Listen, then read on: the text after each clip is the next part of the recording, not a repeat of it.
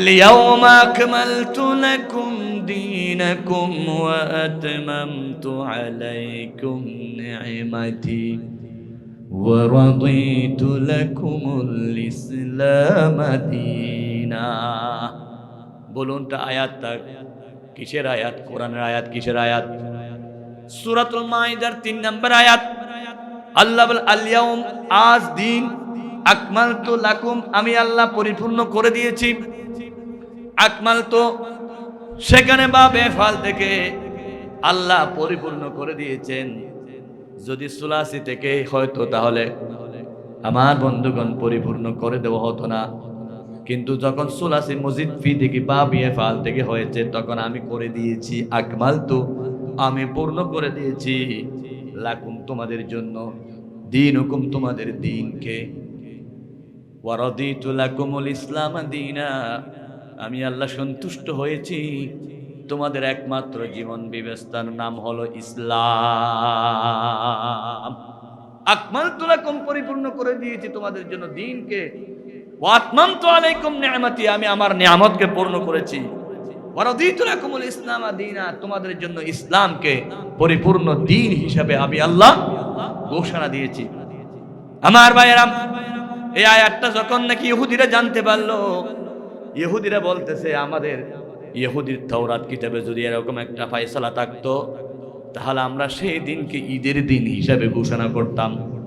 হযরত ওমর রাদিয়াল্লাহু তাআলা আনহু বলেন, তোমরা তো ঘোষণা করতা, আমরা এমন ভাগ্যবান জাতি, আল্লাহ ডবল ঈদের দিনই আয়াতটা নাজিল করেছে।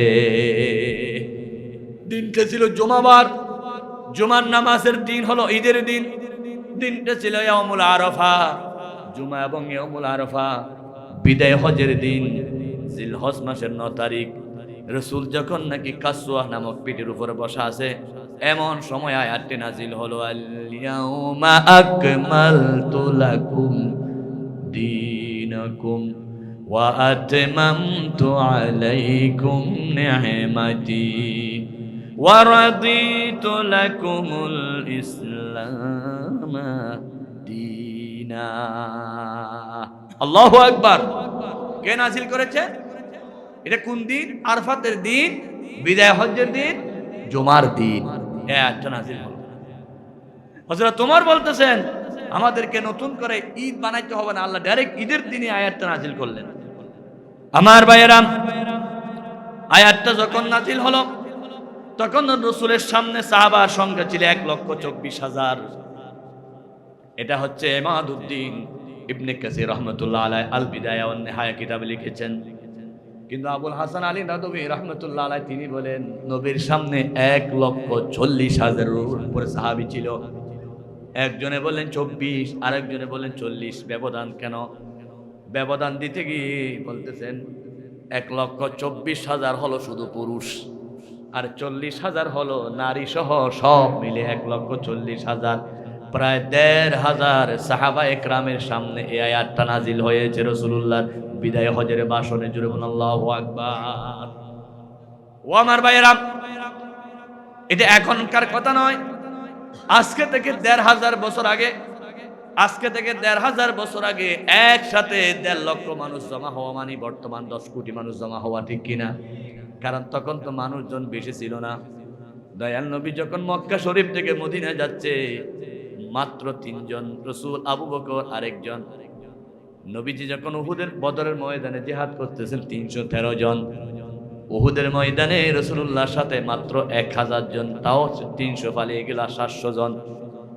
যেই নবী মাত্র 3 জন নিয়ে মদিনার রাষ্ট্র গঠন করা শুরু করেছেন, সেই নবীর সামনে 1.5 লক্ষ সাহাবা, এটা সহজ কথা নয়। মুফাসসিরিন ইকরাম বলেন রাসূলুল্লাহ সাল্লাল্লাহু আলাইহি ওয়াসাল্লাম 23 বছর মক্কা শরীফ, 13 বছর মক্কা শরীফে বেশি মুসলমান বানাতে পারে নাই। রাসূলুল্লাহ যখন মদিনা শরীফ গেল, প্রথম যুদ্ধে রাসূলের সাথে ছিল 300 জন, 313 জন বদর। দ্বিতীয় যুদ্ধে ছিল 1000 জন, কয় গুণ বেশি? 3 গুণ। তৃতীয় যুদ্ধে ছিল 5000 জন, আরো 3 গুণ বেশি। রাসূলুল্লাহ এক একটা যুদ্ধ করে এক এক যুদ্ধে 3 গুণ 4 গুণ মুসলমান বেড়ে যায়। তার অর্থ হলো একজন হাদি শহীদ হলে লক্ষ হাদি ইসলামের পক্ষে চলে আসে। যত যত বাধা দেয় ইসলামের তত বিজয় হয়ে যায়। যত শহীদ করে ইসলামের পক্ষে তত ইসলামের মর্দ মুজাহিদ বেড়ে যায়। আশুক না যত বাঁধা যত ঝড় সাইক্লোন, রাসূলের পথে মোরা চলবই চলবই চলবই। এ জীবন বাজি রেখে দিনের নিশান মোরা বাংলার আকাশে ওড়াবই। আল্লাহু আকবার বলেন। মোরা কামানের মুখোমুখি দাঁড়িয়ে আল্লাহু আকবার বলবো। আসুক না যত বাঁধা যত ঝড় সাইক্লোন, রাসূলের পথে মোরা চলবই চলবই চলবই। এ জীবন বাজি রেখে দিনের নিশান মোরা বাংলার আকাশে ওড়াবই। আল্লাহু আকবার। বিজ্ঞানীরা বলেন, WHO ওয়ার্ল্ড হেলথ অর্গানাইজেশন, বিজ্ঞানীরা বলেছেন 20% মহিলা ডেলিভারির সময় মারা যায়। কত মা সন্তানকে দুনিয়া দেখাতে গিয়ে মারা যায়, হাসপাতালে মারা যায়, দাত্রী মায়ের কাছে মারা যায়। সেজন্য আল্লাহ বললেন, জীবনে মায়ের মনে কষ্ট দিও না। যদি ডেলিভারির কথা মনে করে একটা উফ শব্দ বলে, তাহলে তোমার জীবন ধ্বংস করে দিবেন কে?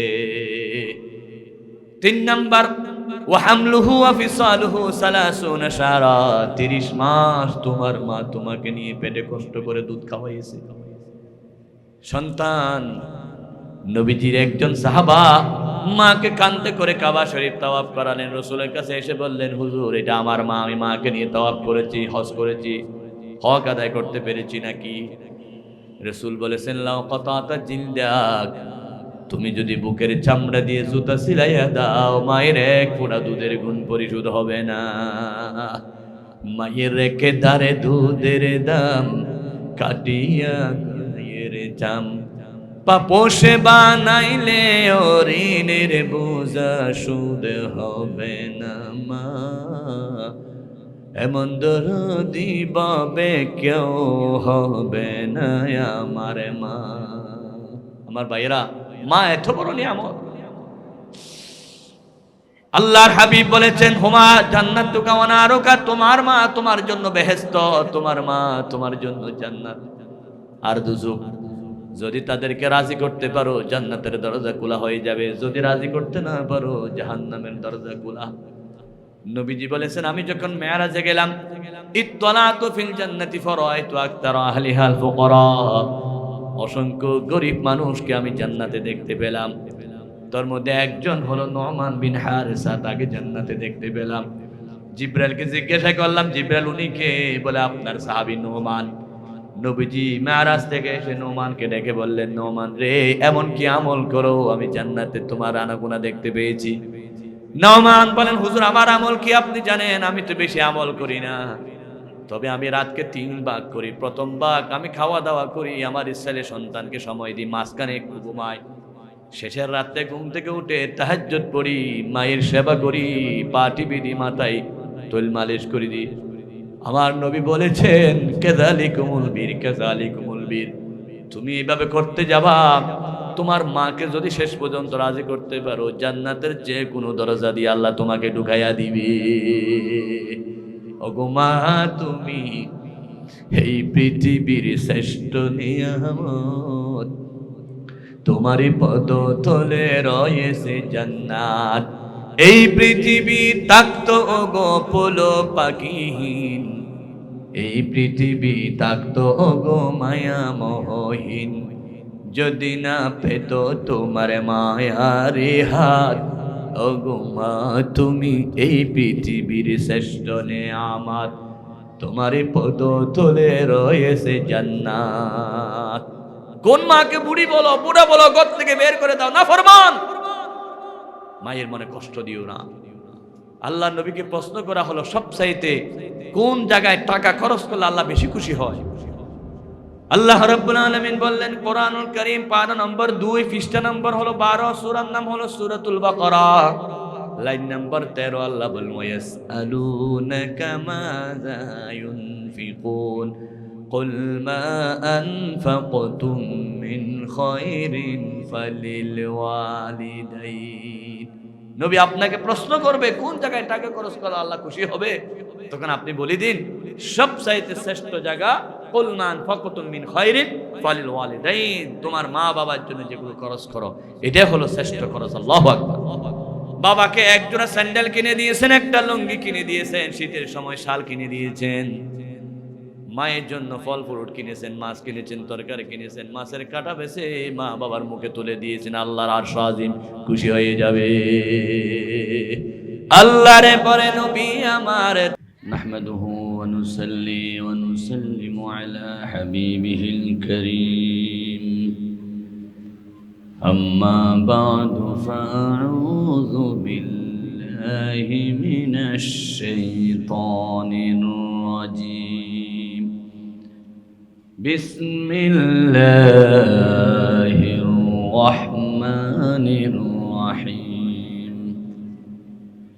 اليوم أكملت لكم دينكم وأتممت عليكم نعمتي ورضيت لكم الإسلام دينا. آمنت بالله صدق الله مولانا العظيم. সবাই দরুদ শরীফ পড়ি। আল্লাহুম্মা সাল্লি আলা সাইয়্যিদিনা মাওলানা মুহাম্মদ ওয়া আলা আলি সাইয়্যিদিনা মাওলানা মুহাম্মদ।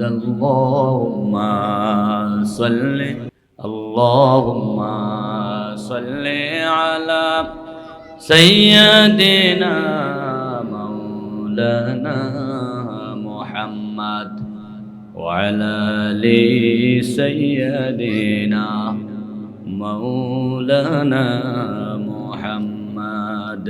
بلغ العلا بكماله كشف الدجى بجماله حسنت جميع خصاله صلوا عليه وآله. আলহামদুলিল্লাহ। পূর্ব সাধনপুর ইসলামী যুব কল্যাণ সংস্থার উদ্যোগে আয়োজিত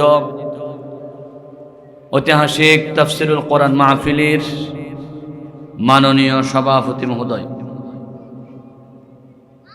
জনাব হযরত মাওলানা মুখতার আহমদ সাহেব বারাকাল্লাহু ফি হায়াতি,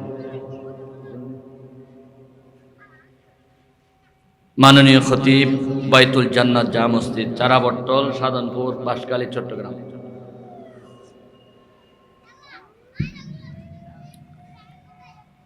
প্রধান বক্তা হিসাবে উপস্থিত থাকবেন হযরত মাওলানা আব্দুল্লাহ আল নোমানী সাহেব ঢাকা।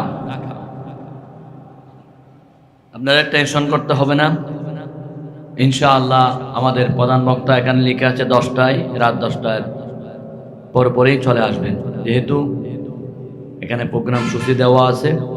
ইনশাআল্লাহ যথাসময়ে বক্তা চলে আসবেন, আমাদের টেনশন করতে হবে না ইনশাআল্লাহ। আলোচনা পেশ করেছেন হযরত মাওলানা নিজামউদ্দিন আনসারী সাহেব বারাকাল্লাহু ফি হায়াতিহি। কথা বলেছেন হযরত মাওলানা কামাল উদ্দিন সাহেব আতালাল্লাহু আমরাহুমা।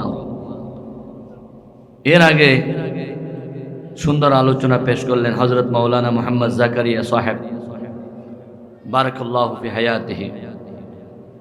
এবং বাঁশখালীর মাটি ও মানুষের গর্ব অহংকার মাননীয় সংসদ সদস্য প্রার্থী জনাব জহিরুল ইসলাম সাহেব, একদিকে মাওলানা, অপরদিকে প্রিন্সিপাল, অপরদিকে বক্তা, সব গুণে গুণান্বিত আলহামদুলিল্লাহ। উনিও কথা বলেছেন, প্রধান বক্তা এরপরে কথা বলবেন ইনশাআল্লাহ।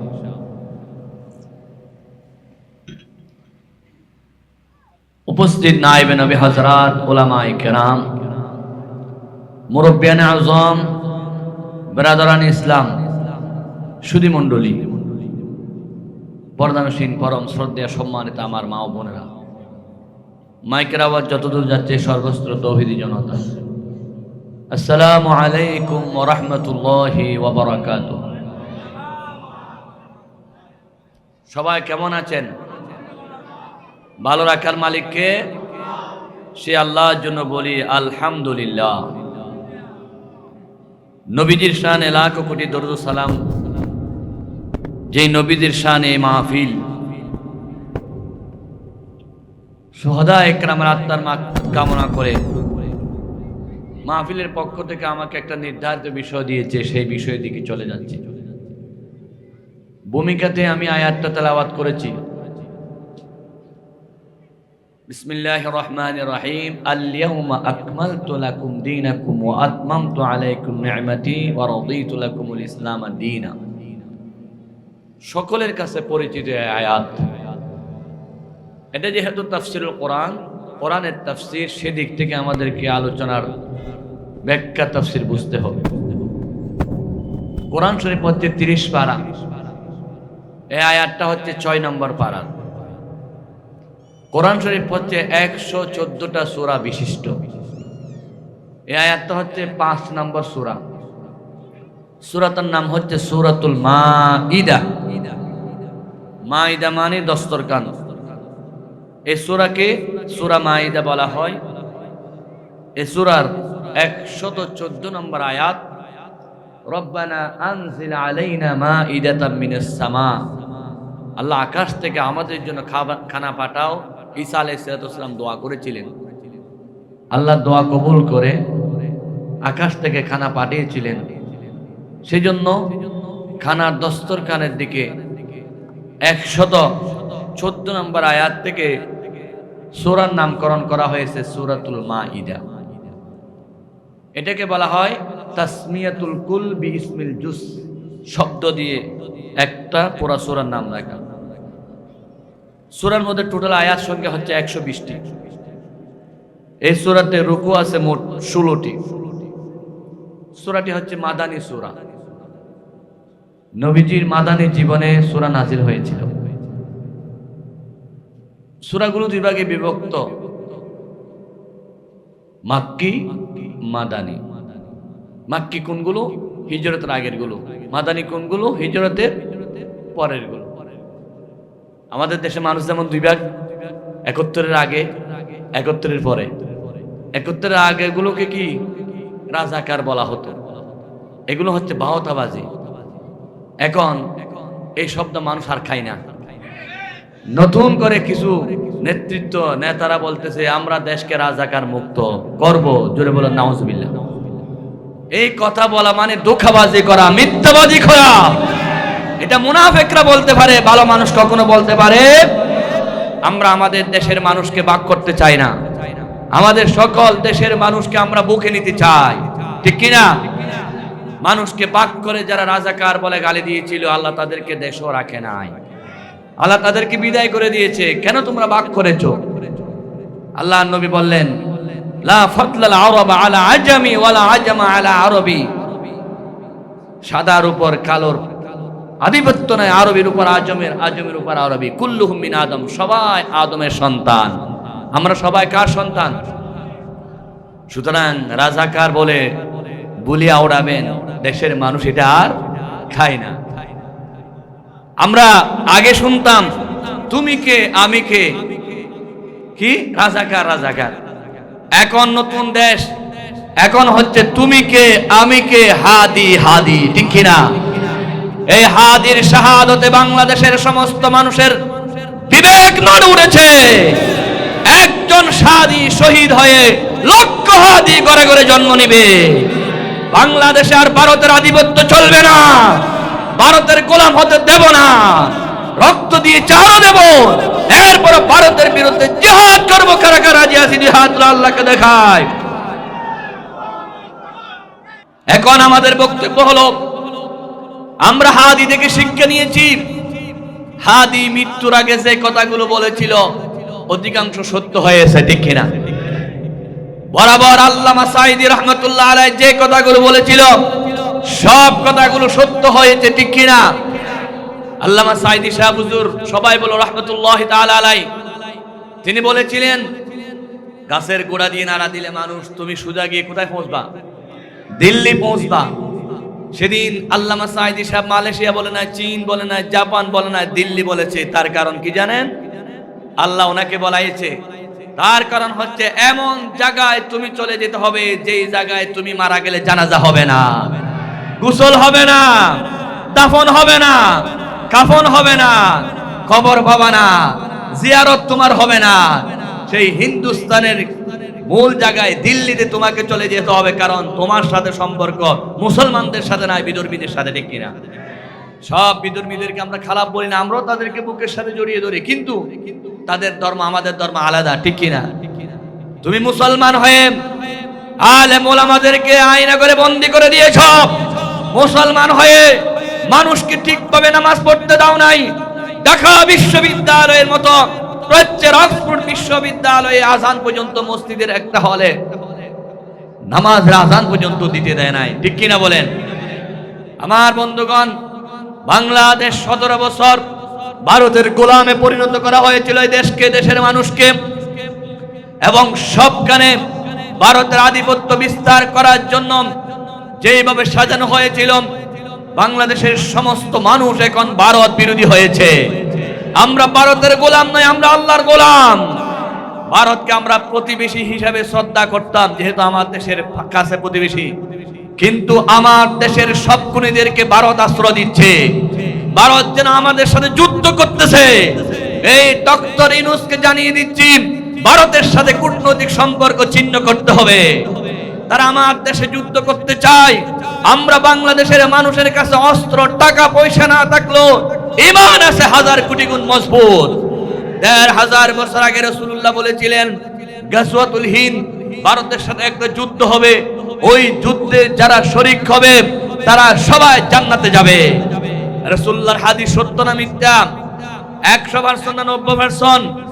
আল্লাহ নবী যে যুদ্ধের কথা বলেছিলেন গাজওয়াতুল হিন্দ, আজকে হাদির হত্যার মাধ্যমে, হাদির শাহাদাতের মাধ্যমে এই গাজওয়াতুল হিন্দের দ্বার উন্মোচিত হয়ে গেল। বাংলাদেশের সমস্ত যুবক 25 থেকে 35 পর্যন্ত যত যুবক আছেন, সকল যুবককে এখন থেকে অস্ত্রের প্রশিক্ষণ দিতে হবে। সরকারকে আমরা জানিয়ে দিতে চাই, বাংলাদেশের কোটি কোটি যুবককে হাদি হওয়ার জন্য অস্ত্রের প্রশিক্ষণ দেন।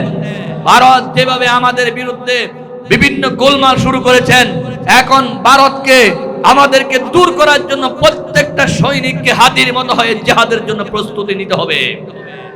আমার ভাইয়েরা, আমরা যদি ভারতকে ভয় পেতাম, 5 আগস্টে স্কুল কলেজের ছাত্ররা বের হতো না। সেদিন যদি আমরা ভয় পেতাম, আমার ভাইয়েরা, মা বোনেরা রাস্তায় নেমে আসতো না।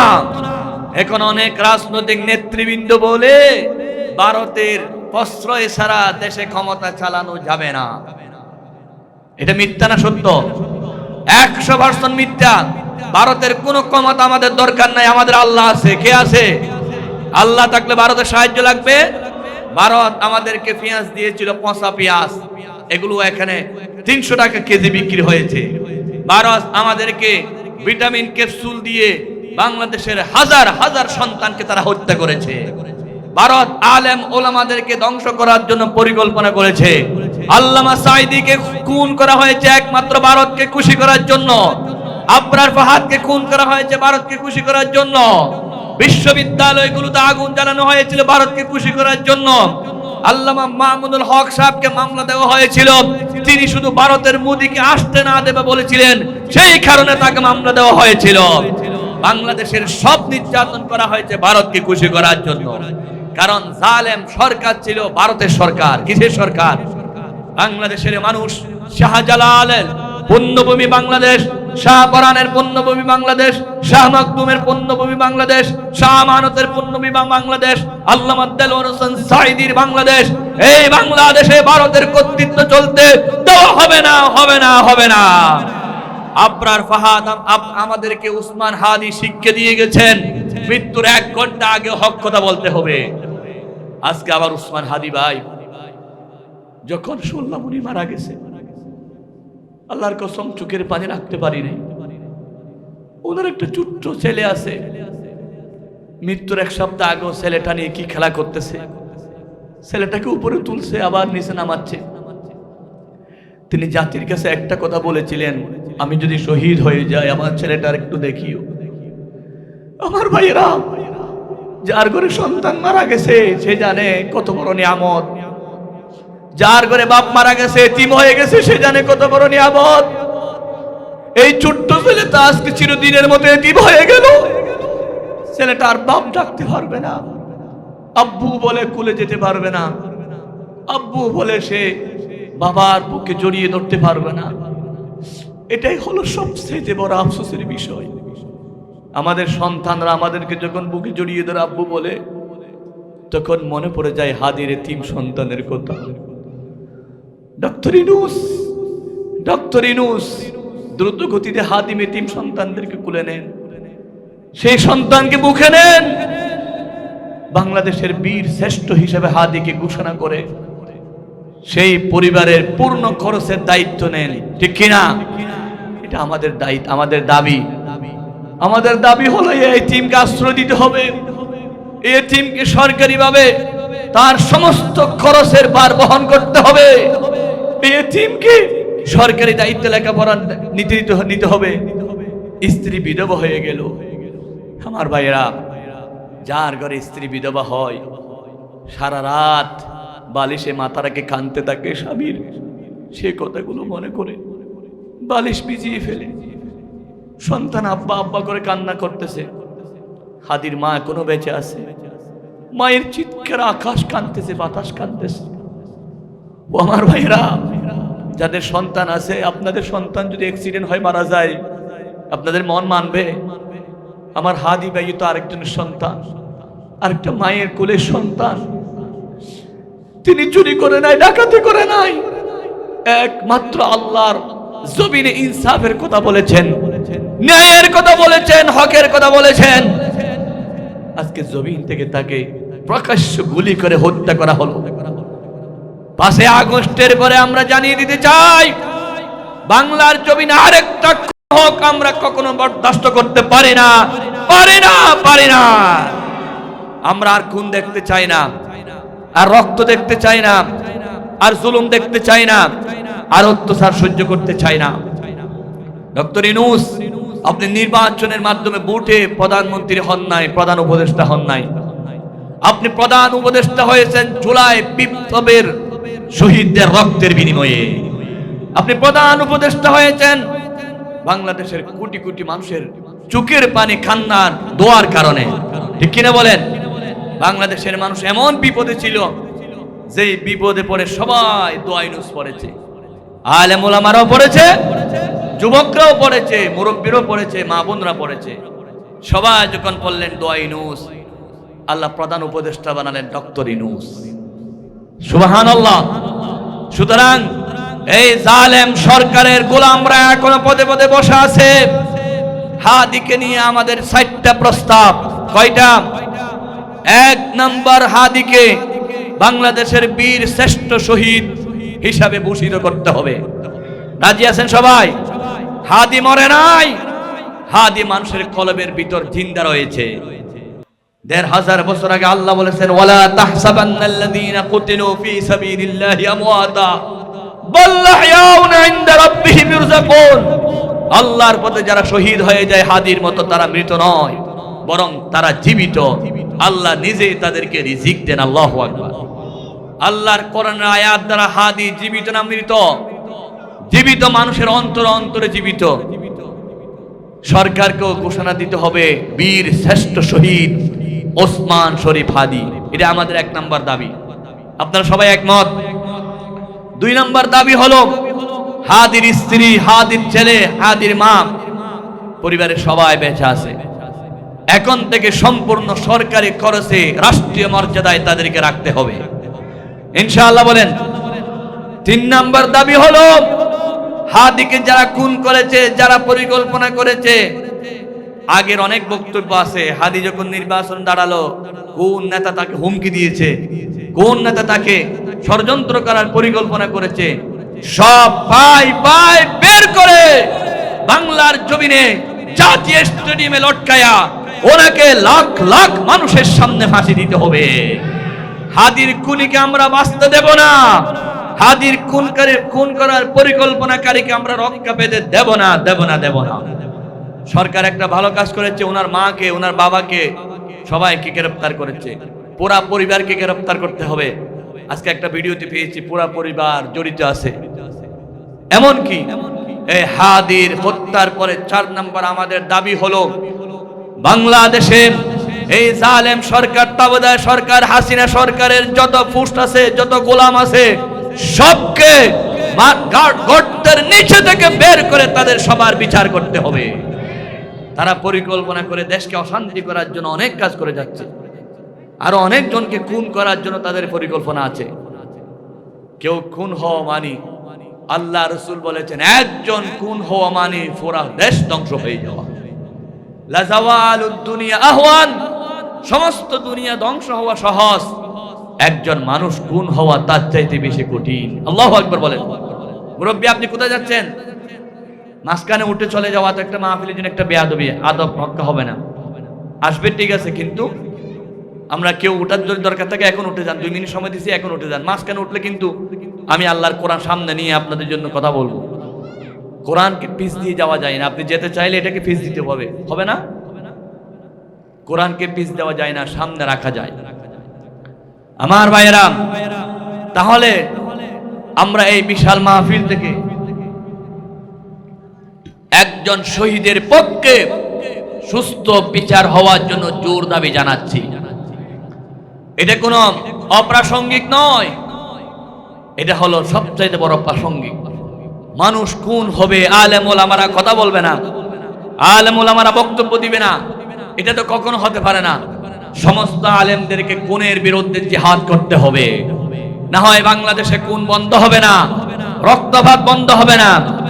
আল্লাহ রাব্বুল আলামিনের এই জমিনে পৃথিবীতে যতজনের হাতে রক্ত লেগেছে, যতজন মানুষ খুন করেছে, আল্লাহ সকলের বিচার এই জমিনে করে ছেড়েছে। ইতিহাসের প্রথম খুনির নাম হচ্ছে মিস্টার হাবেল, মিস্টার কাবেল। তিনি খুন করেছিল হাবেলকে। হাবেলকে খুন করে তিনি একটা মাটির নিচে ঢুকাই ফেলেছিল। কিয়ামত পর্যন্ত সমস্ত খুনের অপরাধ কাবেলের আমলনামায় যাবে যাবে, ঠিক কিনা? ইতিহাসের দ্বিতীয় খুনি হচ্ছেন মিস্টার নমরুদ। অসংখ্য মানুষকে খুন করেছে শুধু ইব্রাহিম আসার ভয়ে। আল্লাহ রাব্বুল আলামিন সেই নমরুদকেও বেইজ্জত করেছে, সেনাবাহিনী দিয়ে নয়, র‍্যাব দিয়ে নয়, পুলিশ দিয়ে নয়, একটা লেগনা মশা দিয়ে শেষ করে দিয়েছে, ঠিক কিনা? ইতিহাসের অন্যতম শ্রেষ্ঠ খুনি হলো মিস্টার ফেরাউন। শুধু মূসা আসার ভয়ে ইউসাব্বিহুনা আবনাকুম ওয়া ইস্তাহয়ুনা নিসাকুম, অসংখ্য পুরুষকে তারা জবাই করেছে। কার ভয়ে? মূসার ভয়ে। আল্লাহ রাব্বুল আলামিন সেই খুনিকে ক্ষমা করে নাই, যার হাতে রক্ত লেগেছে। আল্লাহ রাব্বুল আলামিন সেই ফেরাউনকে ধ্বংস করেছে বিশাল সেনাবাহিনী দিয়ে নয়, র‍্যাব দিয়ে নয়, আল্লাহ ধ্বংস করেছে নীল নদের পানি দিয়ে, ঠিক কিনা? অথচ পানিতে মারা যায় ছোট শিশু, এই বয়স্ক মানুষ কেমনে পানিতে মারা গেল? ফয়সালা কার? এইভাবে খুন করেছে আমার বন্ধুগণ আবু জেহেল, আবু লাহাব, আল্লাহ তাদেরকে রক্ষা করে নাই। খুন করেছে আবু লুলু, হযরত ওমর রাদিয়াল্লাহু তাআলা আনহুকে শহীদ করেছেন, আল্লাহ আবু লুলুকে maaf করে নাই। হযরত উসমান রাদিয়াল্লাহু তাআলা আনহুকে খুন করেছেন খাওয়ারিজরা, আল্লাহ তাদেরকে ক্ষমা করে নাই। হযরত আলীকে হত্যা করেছেন, শহীদ করেছেন, খুন করেছেন আব্দুর রহমান ইবনে মুলজাম, আল্লাহ তাকেও শেষ করে দিয়েছে। আমার ভাইয়েরা, ইমাম আবু হানিফা রাহমাতুল্লাহ আলাইহি কারাগারের মধ্যে কষ্ট দিয়েছে, খলিফা মানসুর আল্লাহ তাকেও শেষ করে দিয়েছে। ইমাম আহমদ বিন হাম্বলকে কষ্ট দিয়েছে খলিফা মুতাসিম বিল্লাহ, আল্লাহ তাকেও শেষ করে দিয়েছে।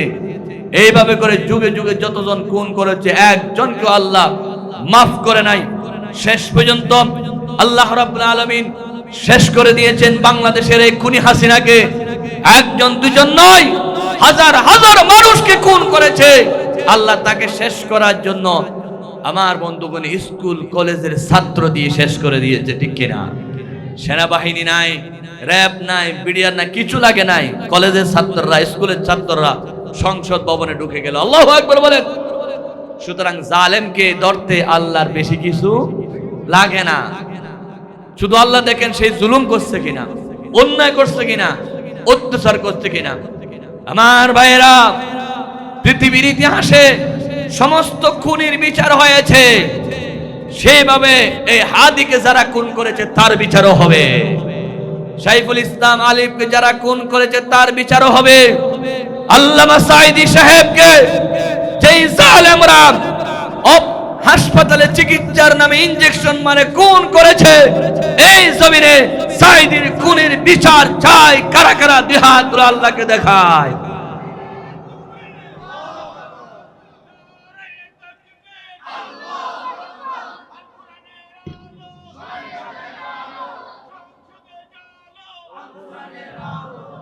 আমার ভাইরা, সমস্ত খুনির বিচার এই জমিনে হবে হবে হবে। রাসূল করিম সাল্লাল্লাহু আলাইহি ওয়াসাল্লাম বলেছেন, দুই অপরাধের বিচার হাসরও হবে, কিয়ামতও হবে, দুনিয়াতে হবে। কয় অপরাধ? আরো জোরে। এক অপরাধ হলো যারা মানুষের উপর জুলুম করে, মানুষ খুন করে। আমার ভাইয়েরা, জিয়াউল হাসান একজন সেনাবাহিনী ছিল, তিনি নাকি 1000-এরও অধিক মানুষ নিজে গুলি মেরে হত্যা করেছে। জোরে বলো নাউজুবিল্লাহ। তিনি হাত পা বেঁধে সাগরের মাঝখানে নিয়ে তিনি নিজেই গুলি মারত। সে বলতেছে, আমার হাতে মানুষের মগজ না বাজলে আমার কলিজা ঠান্ডা হতো না। তার হাতে মগজ এবং রক্ত বাজাতো। শেষে সিমেন্টের বস্তা পেটের মধ্যে সিমেন্ট ইট ঢুকাইয়া দিয়া ভারী করে যখন জোয়ার বাটা হলো তখন দিয়ে আসতো, যাতে সে সেখানে ঢুকে যায়। জোরে বলুন ইন্না লিল্লাহি। এইভাবে খুন যারা করেছে, অন্যায় যারা করেছে, জুলুম যারা করেছে, সকলের বিচার কে করবে?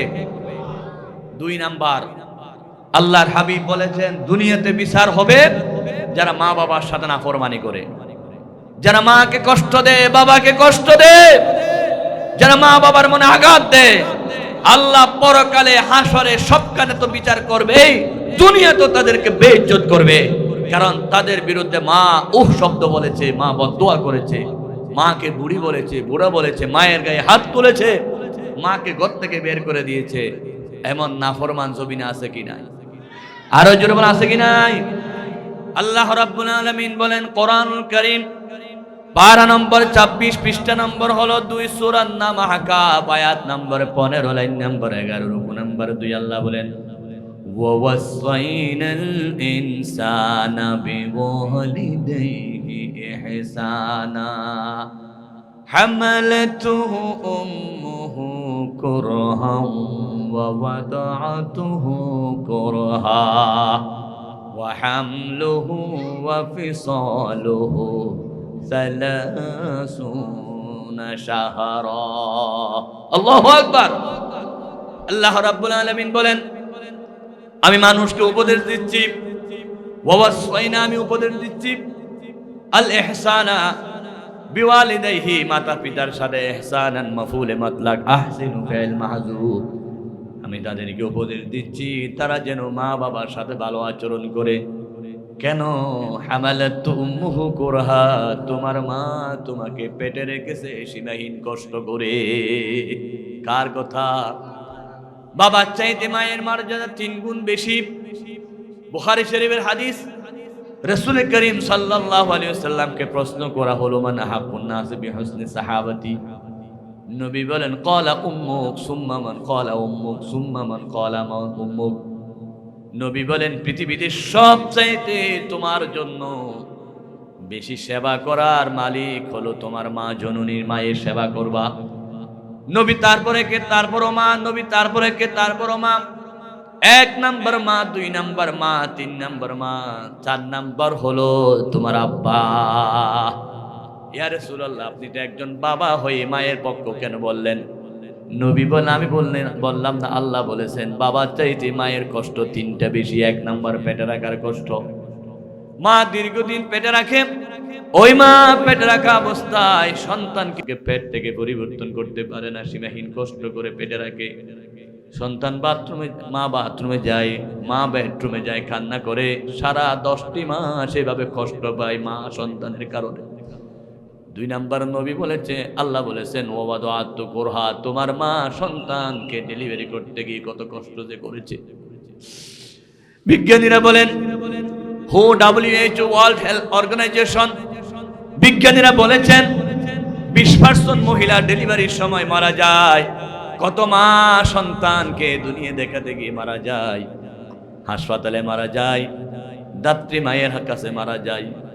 সেজন্য আল্লাহ বললেন, জীবনে মায়ের মনে কষ্ট দিও না। যদি ডেলিভারির কথা মনে করে একটা উফ শব্দ বলে, তাহলে তোমার জীবন ধ্বংস করে দিবেন কে? 3 নাম্বার, ওয়াহামলুহু ওয়া ফিসালুহু 30 শাহরা, 30 মাস তোমার মা তোমাকে নিয়ে পেটে কষ্ট করে দুধ খাওয়াইছে। সন্তান, নবীজির একজন সাহাবা মাকে কাঁদতে করে কাবা শরীফ তাওয়াফ করালেন। রাসূলের কাছে এসে বললেন, হুজুর এটা আমার মা, আমি মাকে নিয়ে তাওয়াফ করেছি, হজ করেছি, হক আদায় করতে পেরেছি নাকি? রাসূল বলেছেন, লাও কাতাতা জিলদাক, তুমি যদি বুকের চামড়া দিয়ে জুতা সিলাইয়া দাও, মায়ের 1 ফোঁটা দুধের গুণ পরিশোধ হবে না। মায়ের রেখে দারে দুধের দাম, কাটিয়া গায়ের চাম, পাপোষে বানাইলে ঋণের বোঝা সুদ হবে না। মা এমন দরদি বাবে কেউ হবে না আমার মা। আমার ভাইয়েরা, মা এত বড় নিয়ামত। আল্লাহর হাবিব বলেছেন, হুমা জান্নাতুকা ওয়া নারুকা, তোমার মা তোমার জন্য বেহেশত, তোমার মা তোমার জন্য জান্নাত আর দুজক। যদি তাদেরকে রাজি করতে পারো, জান্নাতের দরজা খোলা হয়ে যাবে। যদি রাজি করতে না পারো, জাহান্নামের দরজা খোলা। নবীজি বলেছেন, আমি যখন মেরাজে গেলাম, ইত্তলাতু ফিল জান্নাতি ফারাআইতু আকতারা আহলিহাল ফুকারা, অসংখ্য গরিব মানুষকে আমি জান্নাতে দেখতে পেলাম। তার মধ্যে একজন হলো নোমান বিন হারিসা, তাকে জান্নাতে দেখতে পেলাম। জিব্রাইলকে জিজ্ঞাসা করলাম, জিব্রাইল উনি কে? বলে আপনার সাহাবী নোমান।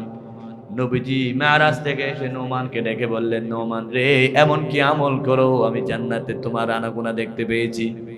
নোমান বলেন, হুজুর আমার আমল কি আপনি জানেন? আমি তো বেশি আমল করি না, তবে আমি রাতকে 3 ভাগ করি। প্রথম ভাগ আমি খাওয়া দাওয়া করি, আমার ছেলে সন্তানকে সময় দিই, মাঝখানে একটু ঘুমাই, শেষের রাতে ঘুম থেকে উঠে তাহাজ্জুদ পড়ি, মায়ের সেবা করি, পা টিপি দিই, মাথায় তৈল মালিশ করে দিই। আমার নবী বলেছেন, কাযালিকুমুল বীর, কাযালিকুমুল বীর, তুমি এইভাবে করতে যাবা, তোমার মাকে যদি শেষ পর্যন্ত রাজি করতে পারো, জান্নাতের যে কোনো দরজা দিয়ে আল্লাহ তোমাকে ঢুকাইয়া দিবে। ওগো মা, তুমি এই পৃথিবীর শ্রেষ্ঠ নিয়ামত, তোমারই পদ তলে রয়েছে জান্নাত। এই পৃথিবী তাক্ত ওগো পোলো পাখিহীন, এই পৃথিবী তাক্ত ওগো মায়া মোহহীন, যদি না পেত তোমার মায়ারে হাত। ওগো মা, তুমি এই পৃথিবীর শ্রেষ্ঠ নেয়ামত, তোমারই পদ তলে রয়েছে জান্নাত। কোন মাকে বুড়ি বলো, বুড়া বলো, ঘর থেকে বের করে দাও, না ফরমান, মায়ের মনে কষ্ট দিও না। আল্লাহ নবীকে প্রশ্ন করা হলো, সবচাইতে কোন জায়গায় টাকা খরচ করলে আল্লাহ বেশি খুশি হয়? আল্লাহ রাব্বুল আলামিন বললেন, কোরআনুল কারীম পারা নম্বর 2, পৃষ্ঠা নম্বর হলো 12, সূরার নাম হলো সূরাতুল বাকারা, লাইন নম্বর 13। আল্লাহ বলেন, ওয়ায়াসআলুনাকা মাযা ইউনফিকুন কুল মা আনফাকতুম মিন খায়রিন ফালিল ওয়ালিদাইন। নবী আপনাকে প্রশ্ন করবে, কোন জায়গায় টাকা খরচ করলে আল্লাহ খুশি হবে? তখন আপনি বলে দিন, সবচাইতে শ্রেষ্ঠ জায়গা কুল মা আনফাকতুম মিন খায়রিন ফালিল ওয়ালিদাইন, তোমার মা বাবার জন্য যেগুলো খরচ করো, এটাই হলো শ্রেষ্ঠ খরচ। আল্লাহু আকবার। বাবাকে একজোড়া স্যান্ডেল কিনে দিয়েছেন, একটা লুঙ্গি কিনে দিয়েছেন, শীতের সময় শাল কিনে দিয়েছেন। মায়ের জন্য ফল ফ্রুট কিনেছেন, মাছ কিনেছেন, তরকারি কিনেছেন, মাছের কাঁটা বেছে মা বাবার মুখে তুলে দিয়েছেন, আল্লাহর আরশ আজিম খুশি হয়ে যাবে। আল্লাহরে পরে নবী আমার, তারে পরে মা জননী, মাঝে আমার নয়নের মনি। আপন বলে যারে জানো সেই তো আপন না, আপন আমার মা জননী অন্য কেহ না। ও মা ও আব্বা যাদের বেঁচে আছে বড় নিয়ামত। নবী বলেছেন তাকালে হজর সওয়াব। আল্লাহু আকবার। দৈনিক মানুষের হজ হয় মক্কা মদিনায়, গরিবের হজ হয় মা বাবার চেহারায়। আল্লাহু আকবার বলেন। রাসূল করিম সাল্লাল্লাহু আলাইহি ওয়াসাল্লামের যুগে আলকামা নামক একজন সাহাবা মৃত্যুর বিছানায় কালিমা আসতেছে না। নবীকে বললেন আপনার সাহাবার কালিমা নসিব হচ্ছে না। রাসূল বললেন তার মা বেঁচে আছে নাকি? বলে হ্যাঁ। নবী বলেন তার মাকে ডাকো। মাকে বললেন তোমার সন্তানের মুখে কালিমা বের হচ্ছে না, তুমি বলো তোমাকে কষ্ট দিয়েছি।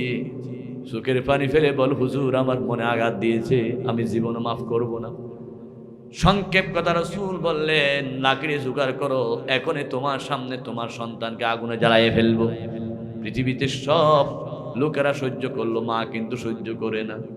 মা বলেন হুজুর আমার ছেলে তো মারা গেছে, আমার সামনে আগুনে জ্বালাবেন, আমি তো সহ্য করব না। নবী বলেন আলকমার মারে কুল নারু জাহান্নামা আশাদ্দু হাররা, আমার আগুনে জ্বলন্ত লাকড়ির মধ্যে যদি তোমার সন্তানকে দিলে তুমি সহ্য না করো, দুনিয়ার আগুনের চাইতে কোটি গুণ মারাত্মক ভয়ঙ্কর আগুন, জাহান্নামের আগুন, দুজকের আগুন, সেখানে জ্বলবে, তুমি কেমনে সহ্য করবা? হুজুর আমার সন্তানকে আগুন থেকে বাঁচাইতে হলে কি করতে হবে? রাসূল বলেন মাফ করে দিতে হবে। কি করে দিতে হবে? তুমি মা মাফ করে দাও, এখনই তোমার সন্তান পরিষ্কার হয়ে যাবে। হাদিস সাক্ষী রাসূল একথা বলার পরে দয়ার কারণে মা মাফ করে দিলেন। হযরত আলকমার জবান দিয়ে সাথে সাথে কালিমা বের হয়ে গেল, লা ইলাহা ইল্লাল্লাহু মুহাম্মাদুর রাসূলুল্লাহ। জোরে বলুন সাল্লাল্লাহু। আমার ভাইরা আলকমার মুখ থেকে কলমা বের হয়ে গেল কার দোয়ায়? বলেন না সবাই বলুন। মায়ের দোয়ায়। কলমা নসিব হচ্ছে না কার বদদোয়ায়? সেজন্য রাসূল বলেছেন দুই অপরাধের শাস্তি দুনিয়াতে পেতে হবে, আখিরাতেও পেতে হবে। একটা হলো জুলুমের অপরাধ, আর একটা হলো মা বাবার নাফরমানির অপরাধ। এই দুইটার শাস্তি দুনিয়াতেও দিবেন আল্লাহ, আখিরাতেও দিবেন, কোনো সন্দেহ নাই। ভাই নতুন করে যারা জুলুম করার চিন্তা ভাবনা করতেছেন মন থেকে ফেলে দেন। বাংলাদেশে আর জুলুম চলবে না। বাংলাদেশের হাদিকে খুন করা, হাদির উত্তরসূরি গায়ে হাত দেওয়া চলবে না। কিন্তু এই জন্য সকল বাসকালীবাসীকে ঐক্যবদ্ধ হতে হবে। আমরা সবাই জালেমের বিরুদ্ধে ঐক্যবদ্ধ হব, ঠিক কিনা? আমরা চাঁদাবাজের বিরুদ্ধে ঐক্যবদ্ধ হয়ে যাব, আমরা জুলুমের বিরুদ্ধে ঐক্যবদ্ধ হয়ে যাব, তখনই দ্বীন পরিপূর্ণ হবে। আল্লাহ রাব্বুল আলামিন এই আয়াতটা নাযিল করেছিলেন, اليوم أكملت لكم دينكم وأتممت عليكم نعمتي ورضيت لكم الإسلام دينا। বলুন তা আয়াতটা কিসের আয়াত? কোরআনের আয়াত। কিসের আয়াত? সূরাতুল মাইদার 3 নম্বর আয়াত। আল্লাহ বলেন আল-ইয়াউম, আজ দিন, আকমালতু লাকুম, আমি আল্লাহ পরিপূর্ণ করে দিয়েছি। আকমালতু সেখানে বা বেফাল থেকে আল্লাহ পরিপূর্ণ করে দিয়েছেন। যদি সুলাসি থেকে হয়তো তাহলে আমার বন্ধুগণ পরিপূর্ণ করে দেওয়া হতো না। কিন্তু যখন সুলাসি মজিদ ফি থেকে বা বেফাল থেকে হয়েছে তখন আমি করে দিয়েছি। আকমালতু, আমি পূর্ণ করে দিয়েছি, লাকুম, তোমাদের জন্য, দীনুকুম, তোমাদের দ্বীনকে, ওয়া রাদিতু লাকুমুল ইসলাম দীনা, আমি আল্লাহ সন্তুষ্ট হয়েছি, তোমাদের একমাত্র জীবন ব্যবস্থার নাম হলো ইসলাম। আকমালতু লাকুম, পরিপূর্ণ করে দিয়েছি তোমাদের জন্য দ্বীনকে, ওয়া আতমামতু আলাইকুম নি'মাতি, আমি আমার নিয়ামতকে পূর্ণ করেছি, ওয়া রাদিতু লাকুমুল ইসলাম দীনা, তোমাদের জন্য ইসলামকে পরিপূর্ণ দ্বীন হিসাবে আমি আল্লাহ ঘোষণা দিয়েছি। আমার ভাইয়েরা, এই আয়াতটা যখন নাকি ইহুদিরা জানতে পারলো, ইহুদিরা বলতেছে আমাদের ইহুদির তাওরাত কিতাবে যদি এরকম একটা ফয়সালা থাকতো তাহলে আমরা সেই দিনকে ঈদের দিন হিসাবে ঘোষণা করতাম। হযরত ওমর রাদিয়াল্লাহু তাআলা আনহু বলেন তোমরা তো ঘোষণা করতা, আমরা এমন ভাগ্যবান জাতি, আল্লাহ ডবল ঈদের দিনই আয়াতটা নাজিল করেছে। দিনটা ছিল জুমাবার, জুমার নামাজের দিন হলো ঈদের দিন। দিনটা ছিল ইয়াউমুল আরাফা, জুমা এবং ইয়াউমুল আরাফা বিদায় হজের দিন, জিলহজ মাসের 9 তারিখ। রাসূল যখন নাকি কাসওয়া নামক পিঠের উপরে বসা আছে, এমন সময় আয়াতটি নাজিল হলো, আল ইয়াউমা আকমালতু লাকুম দীনাকুম ওয়া আতমামতু আলাইকুম নি'মাতি ওয়া রাদিতু লাকুমুল ইসলাম দীনা। আল্লাহু আকবার। কে নাজিল করেছে? এটা কোন দিন? আরাফাতের দিন, বিদায় হজ্জের দিন, জুমার দিন এই আয়াতটা নাজিল হলো। হযরত ওমর বলতেছেন, আমাদেরকে নতুন করে ঈদ বানাইতে হবে না, আল্লাহ ডাইরেক্ট ঈদের দিনে আয়াতটা নাজিল করলেন। আমার ভাইয়েরা, আয়াতটা যখন নাজিল হলো তখন রাসূলের সামনে সাহাবার সংখ্যা ছিল 1,24,000। এটা হচ্ছে ইমাদউদ্দিন ইবনে কাসির রাহমাতুল্লাহ আলাইহি আল বিদায়া ওয়ান নিহায়া কিতাবে লিখেছেন। কিন্তু আবুল হাসান আলী নাদবী রাহমাতুল্লাহ আলাইহি তিনি বলেন, নবীর সামনে 1,40,000 উপরে সাহাবী ছিল। একজনে বললেন 24, আরেকজনে বললেন 40। ব্যবধান কেন? ব্যবধান দিতে গিয়ে বলতেছেন 1,24,000 হলো শুধু পুরুষ, আর 40,000 হলো নারী সহ সব মিলে 1,40,000। প্রায় 1,500 সাহাবা একরামের সামনে এই আয়াতটা নাজিল হয়েছে রাসূলুল্লাহর বিদায় হজের ভাষণে। জুড়ে বলুন আল্লাহু আকবার। ও আমার ভাইয়েরা, এটা এখনকার কথা নয়, আজকে থেকে 1,500 বছর আগে, আজকে থেকে 1,500 বছর আগে একসাথে 1.5 লক্ষ মানুষ জমা হওয়া মানে বর্তমান 10 কোটি মানুষ জমা হওয়া, ঠিক কিনা? কারণ তখন তো মানুষজন বেশি ছিল না। দয়াল নবী যখন মক্কা শরীফ থেকে মদিনা যাচ্ছে, মাত্র 3 জন, রাসূল, আবু বকর আরেকজন। নবীজি যখন উহুদের বদরের ময়দানে জিহাদ করতেছেন 313 জন। উহুদের ময়দানে রাসূলুল্লাহর সাথে মাত্র 1000 জন, তাও 300 পালিয়ে গেল 700 জন। যেই নবী মাত্র 3 জন নিয়ে মদিনার রাষ্ট্র গঠন করা শুরু করেছেন, সেই নবীর সামনে 1.5 লক্ষ সাহাবা, এটা সহজ কথা নয়। মুফাসসিরিন ইকরাম বলেন, রাসূলুল্লাহ সাল্লাল্লাহু আলাইহি ওয়াসাল্লাম 23 বছর মক্কা শরীফ, 13 বছর মক্কা শরীফে বেশি মুসলমান বানাতে পারে নাই। রাসূলুল্লাহ যখন মদিনা শরীফ গেল, প্রথম যুদ্ধে রাসূলের সাথে ছিল 300 জন, 313 জন বদর। দ্বিতীয় যুদ্ধে ছিল 1000 জন, কয় গুণ বেশি?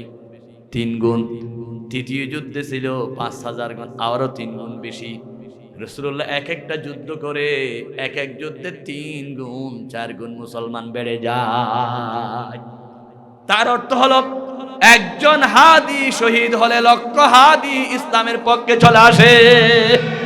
যত যত বাধা দেয় ইসলামের তত বিজয় হয়ে যায়। যত শহীদ করে ইসলামের পক্ষে তত ইসলামের মর্দ মুজাহিদ বেড়ে যায়। আশুক না যত বাঁধা, যত জোরে সাইক্লোন, রাসূলের পথে মোরা চলবই চলবই চলবই। এ জীবন বাজি রেখে দিনের নিশান মোরা বাংলার আকাশে ওড়াবই। আল্লাহু আকবার বলেন।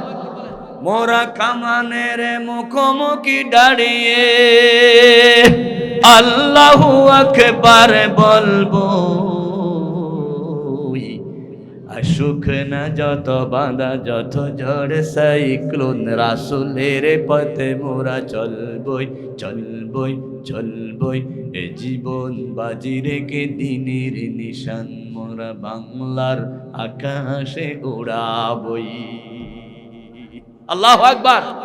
তোমরা মনে করো না হাদিকে খুন করে তোমরা বিজয় হয়েছ।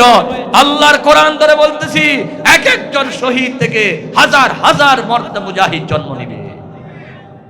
গ্রামের মধ্যে গাছের গোড়া দেখিয়েন না, গৌরী গাছ, সেগুন গাছ গোড়া খাড়ি দিলে একসাথে 10টা বের হয়ে যায়। সেম কয়টা বের হয়? একজন হাদিকে হত্যা করেছ, 10,000 হাদি জন্ম নেবে ইনশাআল্লাহ। বাঁশখালীর ঘরে ঘরে হাদি জন্ম নেবে। আল্লাহ কবুল করুক, বলুন আমিন। এই দামি কথা বলেছেন, মাশাআল্লাহ, আল্লাহ কবুল করুক, আমিন। আল্লাহ রাব্বুল আলামিন বলেন, ইন্না আল-ইয়াওমা আকমালতু লাকুম দীনাকুম ওয়া আতমামতু আলাইকুম নি'মাতি। আমি তোমাদের জন্য দ্বীনকে পরিপূর্ণ করলাম। লাখ লাখ নবী রাসূল আসছেন, আদম নবী থেকে ঈসা নবী পর্যন্ত কোন নবী দ্বীনকে পরিপূর্ণ করতে পারে নাই। সবাই কিছু রেখে চলে গেলেন। আল্লাহ রাব্বুল আলামিন দ্বীনকে পরিপূর্ণ করালেন আমার নবী দিয়ে। সুবহানাল্লাহ। মনে করেন আপনার একটা অসুস্থ হলো, ক্যান্সার রোগী, জাস্ট চিকিৎসা করলেন চট্টগ্রাম থেকে, ভালো হলো না। চিকিৎসা করলেন ঢাকা থেকে, ভালো হলো না। চিকিৎসা করলেন ইন্ডিয়া থেকে, ভালো হলো না। শেষ পর্যন্ত সিঙ্গাপুর গিয়ে চিকিৎসা করলেন, ভালো হয়ে গেল। এখন আপনার থেকে জিজ্ঞাসা করলে আপনার মধ্যে আপনার জন্য সবচেয়ে ভালো ডাক্তার কোনটা? আপনি বলেন যেই ডাক্তারের পর আর ডাক্তার লাগে নাই, যেই ডাক্তার আমার পরিপূর্ণ চিকিৎসা করেছে সেটাই আমার জন্য ডাক্তার ভালো। আল্লাহ রাব্বুল আলামিন বলেন দুনিয়ার ডাক্তার হিসেবে আদমকে পাঠালাম, পরিপূর্ণ দ্বীন করতে পারে নাই। নূহকে পাঠালাম, ইব্রাহিমকে পাঠালেন, কিন্তু পরিপূর্ণ করেছে মুহাম্মাদুর রাসূলুল্লাহ সাল্লাল্লাহু আলাইহি ওয়াসাল্লাম। নবীর হাতে দ্বীন পরিপূর্ণ হয়েছে। সেজন্য সবচাইতে শ্রেষ্ঠ রাসূলের নাম হচ্ছে মুহাম্মাদুর রাসূলুল্লাহ। নবী যে শেষ নবী, এটা নবীর জন্য বড় বৈশিষ্ট্য। তুমি এমন নবী তোমার প্রাণ নবী লাগে নাই। মা কানা মুহাম্মাদুন আবা আহাদিম মির রিজালিকুম ওয়ালাকির রাসূলুল্লাহি ওয়া খাতামান নবিয়্যিন। কোরআনুল কারীম পারা নম্বর 22 পৃষ্ঠা নম্বর 2 সূরার নাম হলো আহজাব, আয়াত নম্বর হলো 41। আল্লাহ বলেন মুহাম্মদ কোন প্রাপ্ত বয়স্ক পুরুষের পিতা নন সাল্লাল্লাহু আলাইহি ওয়াসাল্লাম, তিনি হলেন খাতামুন নবিয়্যিন। নবী যে শেষ নবী, এটাই হলো প্রমাণ শ্রেষ্ঠ নবী। এমন নবী যিনি সবার শেষে আসলেন, ওনার পরে আর দ্বীন অসম্পূর্ণ থাকলো না, পরিপূর্ণ হয়ে গেল। রোগী পরিপূর্ণ ভালো হয়ে গেল। যেই ডাক্তারের কাছে রোগী ভালো, সেই ডাক্তার হলে শ্রেষ্ঠ রোগী, শ্রেষ্ঠ ডাক্তার। আমার নবী মুহাম্মদ রাসূলুল্লাহর কাছে দুনিয়ার সমস্ত চিকিৎসা হয়ে গেছে, নবী হলেন শ্রেষ্ঠ নবী। জোরে বলুন সুবহানাল্লাহ। ত্রিভুবনের প্রিয় মুহাম্মদ এলো রে দুনিয়ায়, আয়ের সাগর আকাশে বাতাসে দেখবি যদি আয়। নবী জন্ম হলো, সবখানে আলো জ্বললো। নবী দুনিয়া থেকে যাচ্ছেন পরিপূর্ণ দ্বীন করে। আল-ইয়াওমা আকমালতু লাকুম দীনাকুম, এর থেকে বড় গ্যারান্টি আর কিছু নাই। ওয়া আতমামতু আলাইকুম নি'মাতি, আমি আমার নিয়ামতকে পরিপূর্ণ করেছি। ওয়া রাদিতু লাকুমুল ইসলাম দীনা, তোমাদের জন্য ইসলামকে একমাত্র জীবন ব্যবস্থা হিসেবে ঘোষণা দিয়েছি। সবাই বলুন, পৃথিবীতে হিন্দু ধর্ম, বৌদ্ধ ধর্ম, খ্রিস্টান ধর্ম, অনেক ধর্ম আছে, শ্রেষ্ঠ ধর্ম একমাত্র ধর্মের নাম কি? কোন সন্দেহ আছে? ইন্নাদ-দীনা ইনদাল্লাহিল ইসলাম, আল্লাহর কাছে মনোনীত ধর্মের নাম কি? সেজন্য আল্লাহ রাব্বুল আলামিন বলেন ওয়া মাইয়াবতাগি গায়রাল ইসলামি দীনান ফালাই ইউকবালা মিনহু, ইসলাম ছাড়া অন্য কোনো মতাদর্শ যদি গ্রহণ করতে চাও, আল্লাহর কাছে কিছুই কবুল হবে। একমাত্র ধর্ম ইসলাম। অন্যান্য ধর্ম আছে, এগুলো ধর্ম নয়, এগুলো হচ্ছে বাউতবাজি, এগুলো হচ্ছে দুঃখবাজি, ঠিক কিনা? অনেক কেউ যদি বলে অনেক ধর্ম আছে, তোর মধ্যে ইসলাম শ্রেষ্ঠ না, ইসলামই একমাত্র ধর্ম, ইসলামই শ্রেষ্ঠ ধর্ম, ইসলামের বিকল্প আর কোনো ধর্ম নাই। আল্লাহ রাব্বুল আলামিন বলেন আফা গায়রা দীনিল্লাহি ইয়াবগুন ওয়া লাহু আসলামা মান ফিস সামাওয়াতি ওয়াল আরদি তাওআন ওয়া কারহান ওয়া ইলাইহি ইউরজাউন। আফা গায়রা দীনিল্লাহি ইয়াবগুন, তোমরা কি আল্লাহর ব্যবস্থা দ্বীন ইসলাম ছাড়া অন্য কোনো মতাদর্শ গ্রহণ করতে পারো? আকাশ জমিনে যা কিছু আছে সব আল্লাহর সামনে সিলিন্ডার হয়ে গেছে। ওয়ালাহু আসলামা মান ফিস সামাওয়াতি ওয়াল আরদ তাওআন ওয়া কারহান ওয়া ইলাইহি ইউরজাউন, সবাই ঐক্যবদ্ধ হয়ে গেছে, আর কোন ধরনের ধর্ম গ্রহণ করা যাবে না। আল্লাহ রাব্বুল আলামিন এখানে দ্বীন বলেছেন। দ্বীনের অনেক অর্থ। দ্বীনের এক অর্থ হলো ঈমান। আল-ইয়াওমা আকমালতু লাকুম দীনাকুম, দাল ইয়া নুন, দ্বীন অর্থ হলো সূর্য যতক্ষণ ওঠে ততক্ষণ দিন, মাগরিবের পরে দিন নয়, এই দিন নয়। একজন লোক তাবলিগ জামাতকে সহ্য করতে পারে না, নাম বললে চিনবেন। তাবলিগ জামাতের লোকেরা ওনার কাছে যখন মাগরিবের পরে দাওয়াত দিতে গেছে, বলে আমি আপনাকে দ্বীনের পথে দাওয়াত দিতে আসছি। উনি দিল থাপ্পড়, বলে তোমরা দ্বীনের কাজ করতে আসছো, রাত্রে কেন আসছো? এখন তো মাগরিবের পর হয়ে গেছে। জোরে বলো নাউজুবিল্লাহ। সেটা সেই দিন নয়, সূর্য ওঠা দিন নয়, এটা হলো পরিপূর্ণ দিন। দ্বীনের এক নম্বর অর্থ হলো ঈমান। আল্লাহ বলেন ওয়ামান ইয়াবতাগি গায়রাল ইসলামি দীনান ফালা ইউকবালা মিন, ইসলাম ছাড়া অন্য কোনো মতাদর্শ গ্রহণ করলে কবুল হবে না। দ্বীন শব্দের দুই নম্বর অর্থ হলো পুরস্কার। আমরা যে সূরা ফাতিহা পড়ি, আলহামদুলিল্লাহি রাব্বিল আলামিন আর রহমানির রহিম মালিকি ইয়াউমিদ্দিন। আল্লাহু আকবার। মালিকি ইয়াউমিদ্দিন মানে ইয়াউমুল জাযা, পুরস্কার দেওয়ার দিন, কিয়ামতের দিন। দ্বীনের তিন নম্বর অর্থ হচ্ছে কর্মফল। মানুষ যে কর্ম করে তার ফল দিতে হবে। আপনি সারাদিন কষ্ট করেছেন, আপনাকে কর্মফল দিতে হবে সন্ধ্যাবেলায়। নবীজি বলেছেন আতুল আজির আল আজির ক্বাবলা ইয়াজুফাইর কাহু, শ্রমিকের কর্মফল বেতনটা দিয়ে দাও গাম শুকানোর আগে। দ্বীন অর্থ হলো কর্মফল। আল্লাহ রাব্বুল আলামিন বলেন লাকুম দীনুকুম ওয়ালিয়াদিন, তোমাদের কর্মফল তোমাদের জন্য, আমাদের কর্মফল আমাদের জন্য। জাহেল যারা, অজ্ঞ যারা, কোরআন হাদিসের জ্ঞান যাদের নাই, তারা বলে বুখারী শরীফের আয়াত, জুড়ে বলো নাউজুবিল্লাহ, লাকুম দীনুকুম ওয়ালিয়াদিন, এটা নাকি বুখারী শরীফের আয়াত। এবং তারা বলে ধর্ম নিরপেক্ষ মতবাদ, তোমাদের ধর্ম তোমাদের জন্য, আমাদের ধর্ম আমাদের জন্য, জুড়ে বলো নাউজুবিল্লাহ। এটা এই অর্থ ব্যবহার হয় নাই। এটা বলা হয়েছে তোমাদের কর্মফল তোমরা পাবা, তোমরা যে মূর্তি পূজা করো সেটার কর্মফল পাবা জাহান্নাম। আর যারা ইসলাম মানে, নবীকে মানে, তারা কর্মফল পাবে জান্নাত। সুবহানাল্লাহ। দ্বীনের আরেক নাম হচ্ছে ইতাআত। আল্লাহ রাব্বুল আলামিন বলেন ওয়ামা উমিরু ইল্লা লিয়াবুদুল্লাহা মুখলিসিনা লাহুদ্দীন। আল্লাহর পক্ষ থেকে আদেশ করা হয়েছে একমাত্র তার ইবাদত, তার ইবাদত, তার আনুগত্য করার জন্য। কার? আল্লাহ রাব্বুল আলামিন। দ্বীনের আরেকটা হচ্ছে জীবন ব্যবস্থা। আল্লাহ রাব্বুল আলামিন বলেন শারআ লাকুম মিনাদ-দীনি মা ওয়াসসা ওয়াল্লাযী আওহাইনা ইলাইকা ওয়া মূসা ওয়া ঈসা আন আকিমুদ-দীন। আল্লাহু আকবার। সমস্ত নবীরা দ্বীন কায়েম করার জন্য সংগ্রাম করেছেন। মা ওয়াসসা বিহি নূহ ওয়াল্লাযী আওহাইনা ইলাইকা ওয়া মা ওয়াসসা ইব্রাহিম ওয়া মূসা ওয়া ঈসা। আল্লাহ নাম ধরে বলেন সমস্ত নবীদেরকে শারআ লাকুম মিনাদ-দীন, শরীয়ত আল্লাহর পক্ষ থেকে তাদেরকে বাধ্য করা হয়েছে দ্বীনকে শরীয়ত হিসেবে, জীবন ব্যবস্থা হিসেবে প্রচলন করার জন্য। সমস্ত নবীরা দ্বীনে আন্দোলন করেছেন। ইব্রাহিম নবী দ্বীনে আন্দোলন করেছেন, ইউনূস নবী দ্বীনে আন্দোলন করেছেন, মূসা নবী দ্বীনে আন্দোলন করেছেন, ঈসা নবী দ্বীনে আন্দোলন করেছেন। যুগে যুগে নবীরা দ্বীনি আন্দোলন করতে গিয়ে মার খেয়েছেন, নির্যাতনের শিকার হয়েছেন, অত্যাচারের মুখোমুখি হয়েছেন, ফাঁসির মঞ্চে গিয়েছেন একমাত্র দ্বীন কায়েম করার জন্য। ঠিক কিনা? আনাকিমুদ্দীন, দ্বীন কায়েম করো।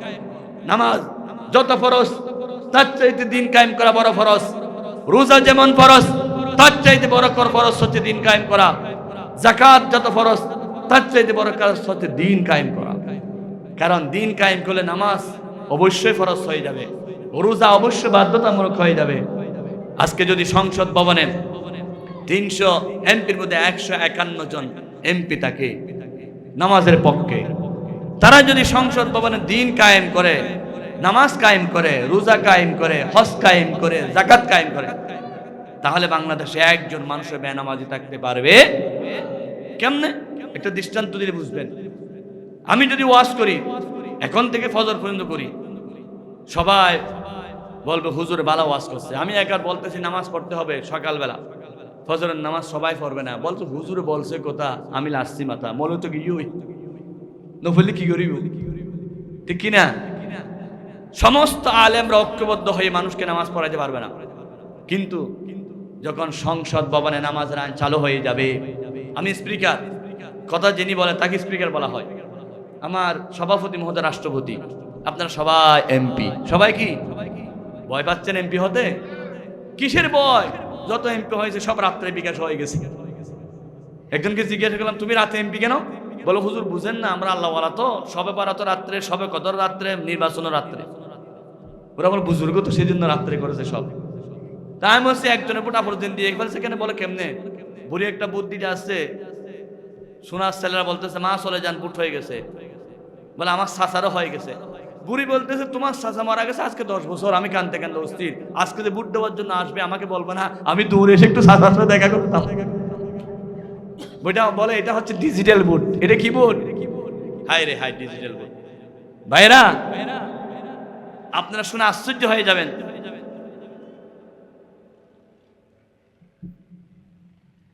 আপনারা শুনে আশ্চর্য হয়ে যাবেন। আমার সময় প্রায় শেষ, 10টা পর্যন্ত এখানে লিখে আছে, আমি আসতে একটু দেরি হয়েছে 10-15 মিনিট, সেই জন্য আমি আরো 10 মিনিট বাড়াই করতেছি ইনশাআল্লাহ। কষ্ট হচ্ছে আপনাদের? সেজন্য মাহফিল কর্তৃপক্ষ আপনারা আরেকটা বক্তা নিয়ে আসেন, হয়তো প্রধান বক্তা আসতেছে, কিন্তু আমি আর পারতেছি না, যেহেতু আমার একটা লিমিটেশন আছে, শরীরের শক্তি আছে, সবগুলো মিলে আমি শেষ করে দিচ্ছি আমার অল্প সময়ের মধ্যে ইনশাআল্লাহ। তাহলে এবার সংসদ ভবন স্পিকার বলতেছে আপনারা সবাই কি নামাজের পক্ষে নাকি বিপক্ষে? বলুন, যারা এমপি হয়েছেন তারা বলুন নামাজের পক্ষে না বিপক্ষে? কয়েকজন হাত তুলছেন, যারা পক্ষে সবাই হাত তুলুন। লিল্লাহি তাকবীর। নামাজ আছে যেখানে, নামাজ নাই যেখানে, হাত নামান। হ্যাঁ জয়যুক্ত হয়েছে, হ্যাঁ জয়যুক্ত হয়েছে, হ্যাঁ জয়যুক্ত হয়েছে। এবার আইন হয়ে গেল, রাষ্ট্রপতিকে দিলাম, রাষ্ট্রপতি সিগনেচার করে দিলেন। ফজর না পড়লে 10 বারি, যখন না পড়লে 20 বারি, আসর না পড়লে 30 বারি, মাগরিব না পড়লে 40 বারি, এশা না পড়লে 50 বারি, জুমা না পড়লে জেলখানা 3 দিন। এরকম আইন যদি কায়েম হয়ে যায়, বাংলাদেশে একজন মানুষ কি নামাজ না পড়ে থাকতে পারবে? ওদিকে যখন ওই সানপুরের দিকে যখন পুলিশের গাড়ি আসবে অথবা গুণগরের দিকে গুলি আসবে, বাবা বলবে এই ছেলে রহিম তুই কোথায়? বলে আমি চায়ের দোকানে। তাড়াতাড়ি মসজিদে ঢুকতে বেড়া, পুলিশ আসতেছে, এখন জেলখানা নিয়ে যাবে। সৌদি আরবে শুধু আইন করেছে, এখন বেনামাজি নাই, আলহামদুলিল্লাহ বলেন। আমার ভাইয়েরা, কোরআনুল কারীম পারা নম্বর হলো 17 পৃষ্ঠা নম্বর 16, সূরার নাম হজ, আয়াত নম্বর 41। আল্লাহ বলতেছেন আল্লাযীনা ইম্মাক্কান্নাহুম ফিল আরদি আকামুস সালাহ। আল্লাহু আকবার। মুসলমান ক্ষমতায় গেলে 1 নম্বর নামাজের আইন কায়েম করে। কিসের আইন? আরো জোরে, নামাজের আইন কায়েম করে। বাংলাদেশ স্বাধীন হয়েছে 1971 সনে, বর্তমান 2025 সন, 56 বছর। যতজন প্রেসিডেন্ট ছিল, প্রধানমন্ত্রী ছিল, সবাই মুসলমান। একজন হিন্দু বাংলাদেশের প্রধানমন্ত্রী হয় নাই, একজন খ্রিস্টান বাংলাদেশের প্রধানমন্ত্রী হয় নাই, একজন ইহুদি বাংলাদেশের প্রধানমন্ত্রী হয় নাই। কিন্তু 56 বছরে যতজন চেয়ারে বসছে, একজন নামাজের আইন কায়েম করে নাই। খারাপ লাগতেছে? নতুন করে তোমরা আবার ভোট চাও? তোমাদের তো উচিত ছিল, বারবার তোমরা ক্ষমতায় ছিল, তখন নামাজের আইন কেন কায়েম করো নাই? নামাজের ব্যাপারে তো কোনো ধরনের বাধা ছিল না, ঠিক কিনা? সুতরাং যারা নামাজের আইন কায়েম করে না তারা মুসলমান হতে পারে না। শরীয়তুল্লাহর কথা নয়, কার কথা? আল্লাহ বলেছেন সূরা হজে 41 নম্বর আয়াত। সেজন্য আল্লাহ রাব্বুল আলামিন বলেন, দিন যখন নাকি, ইসলাম যখন নাকি, সরকার যখন নাকি ক্ষমতা হয়ে যাবে, তখন আর দেশের মধ্যে কোনো অশান্তি থাকবে না, বিশৃঙ্খলা থাকবে না। এই দিনটাকে কোথায় কায়েম করতে হবে? সংসদ ভবনে। দেশ স্বাধীন হওয়ার পরে শুনেছিলাম সোনার বাংলা, সোনা দিতে পারে নাই।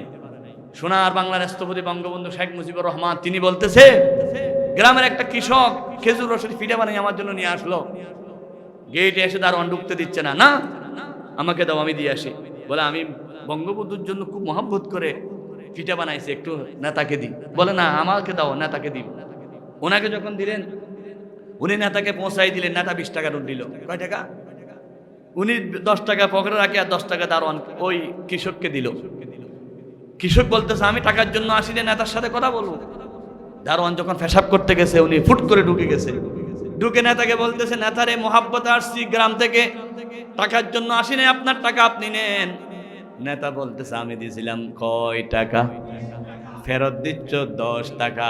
বলে আমি তো 10 টাকা পাইছি। এবার নেতা বলতেছে মানুষ পায় সোনার কনি, আমি পেয়েছি সোনার কনি।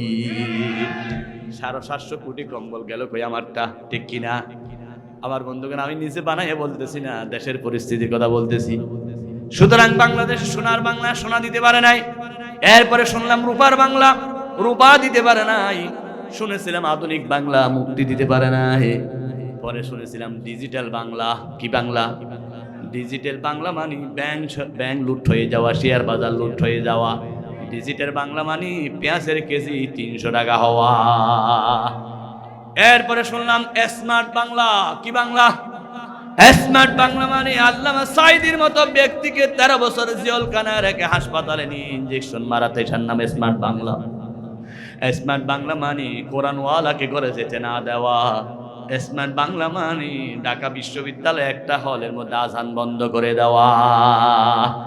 সুতরাং ডিজিটাল বাংলা শান্তি দিতে পারে নাই, সোনার বাংলা সোনা দিতে পারে নাই, রূপার বাংলা রূপা দিতে পারে নাই, আধুনিক বাংলা মুক্তি দিতে পারে নাই, ডিজিটাল বাংলা শান্তি দিতে পারে নাই, স্মার্ট বাংলা মানুষের মুখে হাসি ফোটাইতে পারে নাই।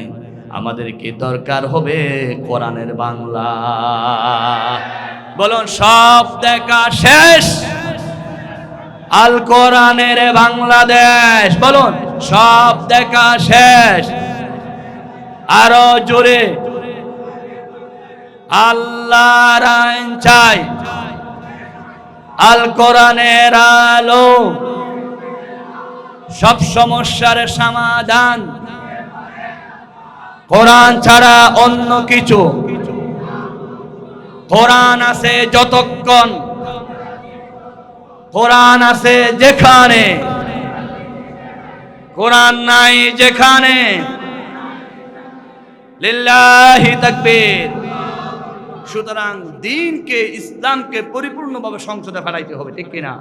এটাই বলেছেন আল্লাহ, আল-ইয়াওমা আকমালতু লাকুম দীনাকুম ওয়া আতমামতু আলাইকুম নি'মাতি ওয়া রাদিতু লাকুমুল ইসলাম দীনা।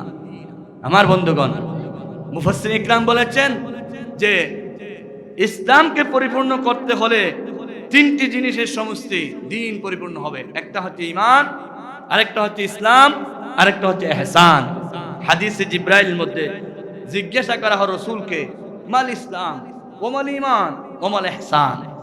নবীজি সবগুলো জবাব দিলেন। ইসলাম হচ্ছে বাহ্যিক দিক থেকে আপনাকে ইসলামের হুকুম পালন করা। ঈমান হচ্ছে ইকরার বিল লিসান, তাসদীক বিল জানান, আমল বিল আরকান, অন্তর দিয়ে আল্লাহর উপর বিশ্বাস করা এবং কাজে পরিণত করা এবং মুখে স্বীকার করা। আর সবগুলো একসাথে হলে সেটাকে বলা ইহসান। নবীজি বলেছেন, আন তা'বুদাল্লাহা কাআন্নাকা তারাহু ফাইন লাম তাকুন তারাহু ফাইন্নাহু ইয়ারাক। তুমি নামাজ পড়বা, আল্লাহ তোমাকে দেখতেছে। যদি তুমি আল্লাহকে দেখতেছো, যদি সেই সুখ না হয় আল্লাহ তোমাকে দেখতেছে। যে ব্যক্তি ঈমানদার হয় সে শাস্তি কিছু পাইলেও জান্নাতে যাবে। আর যে ব্যক্তি ইসলাম কবুল করে, ইসলাম অনুযায়ী চলে, শাস্তি ছাড়া সে জান্নাতে যাবে। আর যে ব্যক্তি মুহসিন হয় সে বিনা হিসাবে সোজা জান্নাতে চলে যেতে পারবে। আল্লাহু আকবার। সুতরাং আজকের এই মাহফিল থেকে আমাদেরকে জানতে হবে, আমরা ইসলামকে পরিপূর্ণ মানতে চাই। হিন্দু ধর্ম, বৌদ্ধ ধর্ম, খ্রিস্টান ধর্ম, কোন ধর্ম আল্লাহর কাছে গ্রহণ হবে না। আল্লাহর কাছে একমাত্র গ্রহণযোগ্য ধর্মের নাম হলো ইসলাম। কেবলমাত্র ইসলাম, শুধুমাত্র ইসলাম। ইসলাম ছাড়া অন্য কোন ধর্ম আল্লাহর কাছে গ্রহণ করা হবে না। ঐতিহাসিকগণ বলেছেন যে সেমিটিক যে রিলিজন আছে, আসমানি যে ধর্ম আছে, আসমানি ধর্ম আল্লাহর কাছে কবুল হবে। আসমানি ধর্ম মানে ইহুদি ধর্ম, খ্রিস্টান ধর্ম, এগুলো হচ্ছে আসমানি ধর্ম। কারণ ইহুদি ধর্ম মুসা আলাইহিস সালামের যুগে আসছিল, খ্রিস্টান ধর্ম ঈসা আলাইহিস সালামের ধর্ম। এগুলো কি কবুল হবে? আল্লাহ রাব্বুল আলামিন বলেন এটাও কবুল হবে না। কেন? যে ওষুধের ডেট চলে যায়, সেই ওষুধ যেমন রোগীকে আর ভালো করতে পারে না, খ্রিস্টান ধর্ম যদিও বা আসমানি ধর্ম হয় সেটার ডেট চলে গেছে রাসূল আসার সাথে সাথে। ইহুদি ধর্ম যদি বা আসমানি ধর্ম হয় সেটার ডেট চলে গেছে রাসূল আসার সাথে সাথে। আমার নবী আসার সাথে সাথে সমস্ত ধর্মের বিধান নষ্ট হয়ে গেছে, একমাত্র ইসলাম। সেজন্য কবরে আপনার প্রশ্ন হবে, মার রব্বুকা, তোমার মালিক কে, তোমার নবী কে, তোমার দিন কি ইসলাম কিনা। যারা ইসলামকে পরিপূর্ণ দিন হিসেবে মানতে পারে তারাই একমাত্র জান্নাতে যাবে, তারাই একমাত্র আল্লাহর কাছে মনোনীত হবে। সেটাই আল্লাহ বলেছেন, ইন্নাদ দীনা ইনদাল্লাহিল ইসলাম। আল্লাহর কাছে একমাত্র গ্রহণযোগ্যের নাম কি? আল্লাহ রাব্বুল আলামিন বলেছেন, উদখুলু ফিস সিলমি কাফা, তোমরা পরিপূর্ণভাবে ইসলামে প্রবেশ করো। আল্লাহ যেন আমাদেরকে পরিপূর্ণভাবে ইসলামে প্রবেশ করার তৌফিক দান করে। জোরে বলুন আমিন। আল্লাহুম্মা আমিন। রব্বানা যালামনা আনফুসানা ওয়া ইল্লাম তাগফির লানা ওয়া তারহামনা লানাকুনান্না মিনাল খাসিরিন। রব্বানা আতিনা ফিদ দুনিয়া হাসানাতাও ওয়া ফিল আখিরাতি হাসানা ওয়া কিনা আযাবান নার। রব্বুল আলামিন দয়া করে মেহেরবানি করে আমাদেরকে আল্লাহ তুমি আজকে কবুল করে নাও। আয় আল্লাহ রাব্বুল আলামিন, এই মাহফিলকে কিয়ামত পর্যন্ত জারি রাখো। কিয়ামতের দিন এই মাহফিল আমাদের সকলের জন্য নাজাতের ওসিলা বানায়া দিও আল্লাহ রাব্বুল আলামিন। এই মাহফিলের জন্য যারা টাকা দিল, পয়সা দিল, বুদ্ধি দিল, কথা দিল, পরামর্শ দিল, সহযোগিতা করলো, আল্লাহ কঠিন হাসরের ময়দানে এই মাহফিলটা আমাদের জন্য নাজাতের উসিলা বানায়া দিও আল্লাহ। আমাদের যাদের মা নাই, বাবা নাই, ও আল্লাহ কবরস্থানে শুয়ে আছে মা জননী, আব্বা জান, মেহেরবান মুনিব রে, আমাদের মা বাবার কবর আযাব মাফ করে দাও। আমাদের মা বাবার কবরগুলোকে জান্নাতের বাগান বানায়া দাও। যখনই হাত তুলি তখনই মায়ের কথা মনে পড়ে যায়, আব্বার কথা মনে পড়ে যায়। কত নুরানি চেহারা রে মা। 10 মাস 10 দিন পেটে রেখেছিল, দুনিয়া 7 দিন রক্তের বন্যা ভাসিয়ে দিল। মা ঘর থেকে বাহির হয়ে যেখানে যায় মা দেখে থাকতো, বাহির থেকে আসলে মা বুকের সাথে জড়িয়ে ধরত। রাতের 2টা বাজুক 3টা বাজুক মা বলে ডাক দিলে দরজা খুলে দিত। তা ঘুমাও না বলে বিছানায় শরীর রেখেছি, বালিশে মাথা রেখেছি, কানটা দরজায় রেখে দিয়েছি। আমার জাদু কখন মা করে ডাক দে রে। ও আল্লাহ, মাদ্রাসায় যাওয়ার সময় বাবা টাকা পয়সা দিলে মা আবার 1 মুঠ টাকা দিত। বাবা রে, মনে হয় তোমার খোলাবে না। যাওয়ার সময় দরজা জানালার ফাঁক দিয়ে মা দেখে থাকতো। যত দূর যায় টপ টপ করে চোখের পানি ফেলা তোরে মা। মা কথাটি ছোট্ট বটে, ডাকতে বড় মধুর। ত্রিভুবনে নাই তুলনায় এমন কোন সুর। দিও না মায়ের মনে ব্যথা বেদনা। আল্লাহর নবী নারাজ হবে সোনার মদিনা। আল্লাহ, আমাদের মা জননী যে কবরস্থানে শুয়ে আছে তুমি জান্নাতের মেহমান বানাইয়া দাও। আল্লাহ কবর আযাব হারাম করে দাও।